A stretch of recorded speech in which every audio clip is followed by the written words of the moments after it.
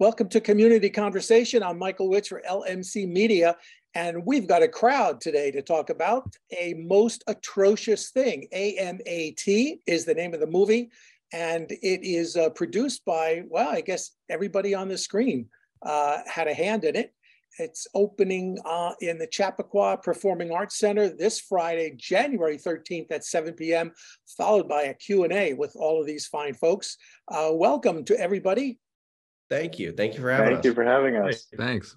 And Matt Wassong, you're a graduate of MHS, class of what, 2016? Yep, I graduated in 2016 from MHS. Started at Murray Ave, then Homics, then there. And are you the official producer, or are you just one of the producers?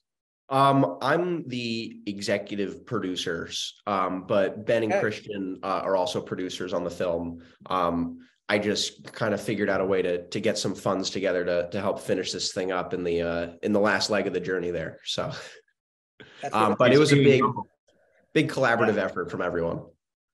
Well, you guys all went to Chapman University, didn't you? Mm-hmm. Out in Southern California. That's where you met. Yeah.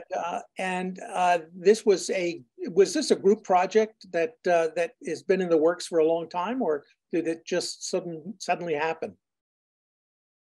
No, I mean, we met freshman year, and we just kind of clicked. You know, it's a large group of us, more than on screen right now, but we've been friends all throughout college, and then kind of when the pandemic hit, we had a lot of time on our hands and tried to figure out how to make use of it.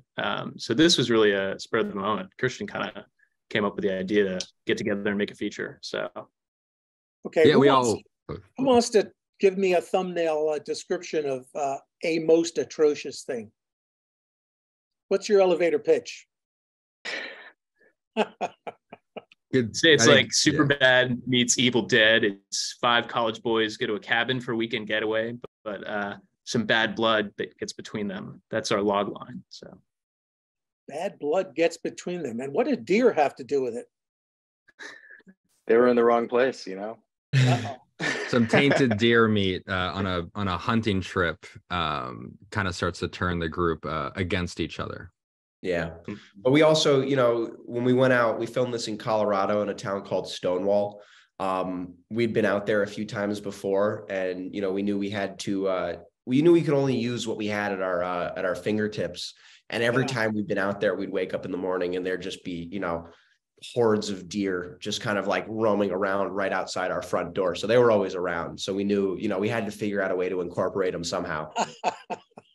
Well, you know, Westchester is home to many deer. People see them on their front lawns and in the backyard munching on shrubs. So I was just saying before this, I also grew up in Westchester. I grew up on Deerfield Road. So truly, yeah. It was always on the mind. Yeah.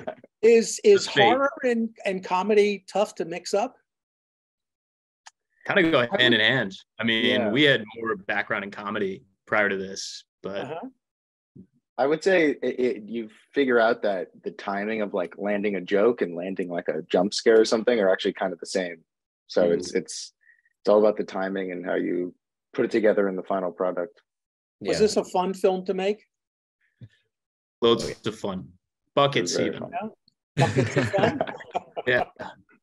It took a while, but we finally were able to get it over. We did like one initial shoot at the end of 2020, and kind of going off what you were asking about with horror and stuff, we played it more in horror during that initial shoot, and then as we kind of combed it through that following year and added in some scenes, we tried our best to like find a good pacing with like comedy and stuff like that. So that's really where it took a little bit more work.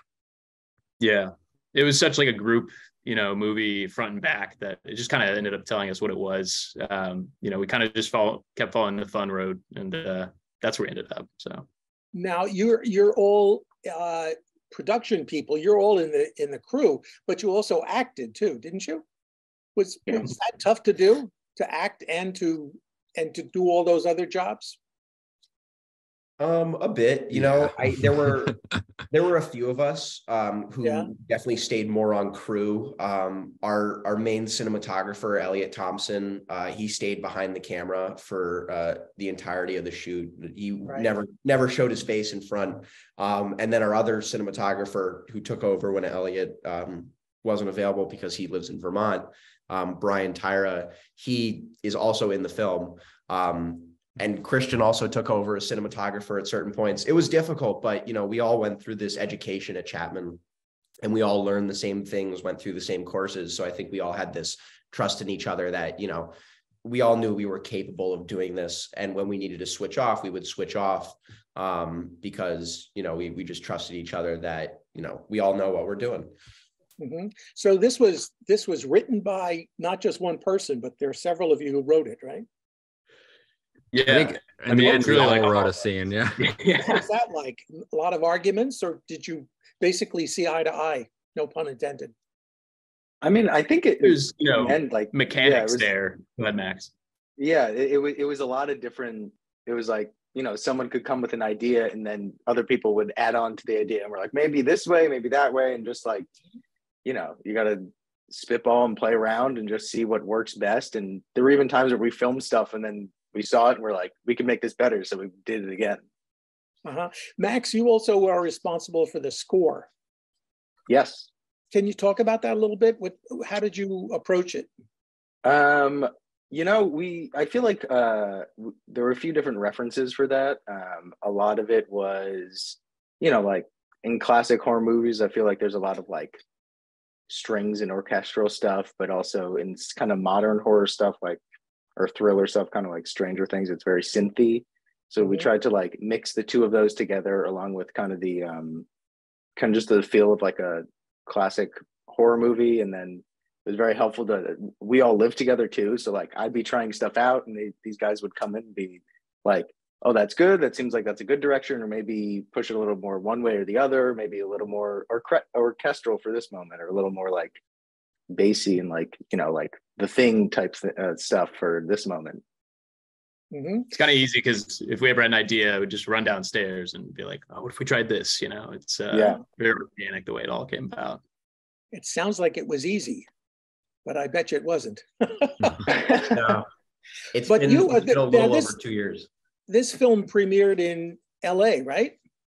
Yeah, we did. We had an early screening. Yeah. Mm-hmm. Tell me about that. So we screened on November 5th in LA. We kind of called it a premiere, but really it was more of a first screening. And so, you know, we knew we wanted to show it. We'd been working on this project for over 2 years at this point. And we knew that, you know, we were like, we have to set a date. We have to find a time to get this thing done and see it. And so, you know, what a better time than right around Halloween. So we got this theater to agree to screen us there. It was the Fine Arts Theater in Beverly Hills. It was this really great, like old, historic LA theater. And, you know, we spent a couple of weeks promoting, getting all of our friends to know about it, all of our friends' families to know about it. And then we ultimately screened on November 5th to a crowd of about 350 people.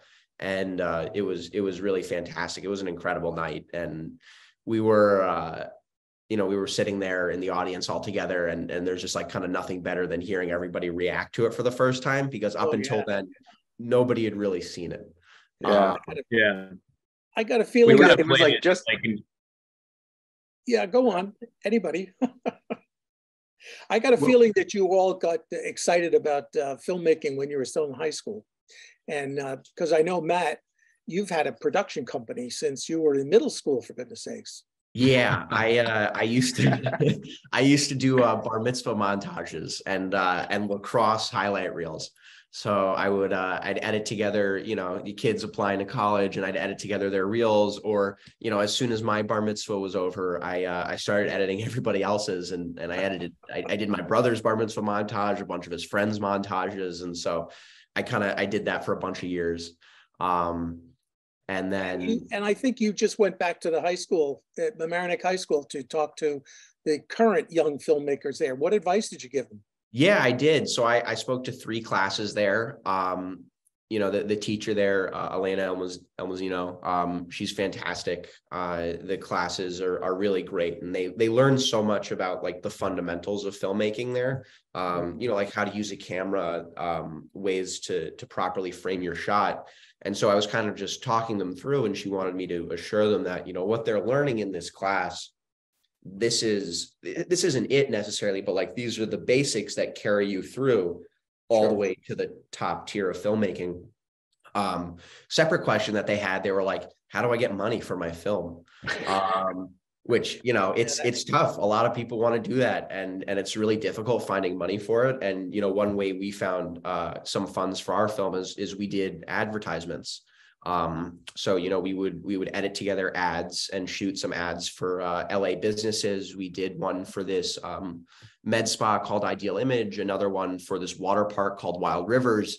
And we were able to save enough money from those on the back end to, you know, put back into our creative projects. And so I was telling them, you know, you do the not so fun stuff so you can make the money to do the fun stuff. Mm-hmm. I guess that's good advice. What other works are in the works, so to speak? You guys are going to make another movie together? Yeah. That's the hope. That's the goal. We've got a few different ideas rattling around, but we know it's going to be together one way or another.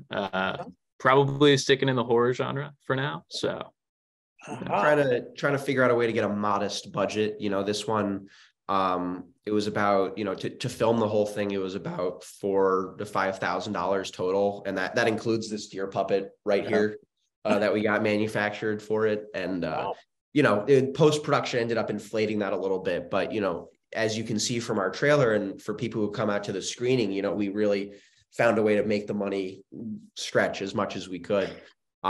So, you know, we think a pretty modest amount could go into making an even bigger, even better next one. Tell us where the website is. Where can they see the trailer? Yeah, so they can check out the trailer on our website. It's called, our website's mostatrocious.com.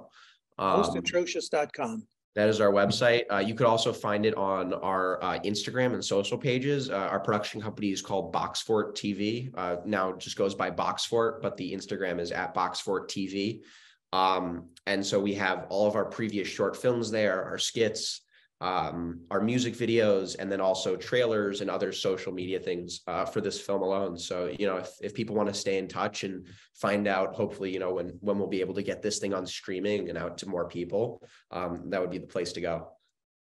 Well, thanks for spending some time with us today. And Matt Wassong and Chris Hurley and Ben Oliphant and Max Shepherdson, thanks again and good luck on this film and in the future. Thank you very much. Thank you so much, Michael.